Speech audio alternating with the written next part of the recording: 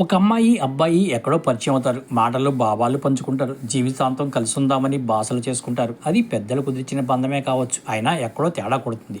కొన్నాళ్ళకే ప్రేమ మబ్బులు విడిపోతాయి. భేదాభిప్రాయాలు పడసూపుతాయి. ఇక సర్దుకుపోలేం, కలిసి అసలు ఉండలేం అని నిర్ధారించుకున్నాక బ్రేకప్ అంటారు. పెళ్లి పెటాకులు అవగానే గతంలో లాగా అమ్మాయిలు తలని మోకాళ్ళలో పెట్టుకొని ఏడుస్తూ కూర్చోవడం లేదు. అబ్బాయిలు దేవదాసులా మారిపోవడం లేదు. పెళ్లి చేసుకున్నప్పుడు అతిథులకు ఘనంగా పార్టీలు ఇస్తున్నట్టే విడిపోయినప్పుడు వేడుక చేసుకోవడం ఇప్పుడు ఊపందుకున్న వైచిత్రి. భాగస్వామితో మనసు కలవక బంధం నిలవక విడిపోవాలనుకుంటున్నాం. అది సంతోషించాల్సిన విషయం కాక మరేంటి అన్నది డైవర్స్ పార్టీలు చేసుకుంటున్న వాళ్ళ ప్రశ్న.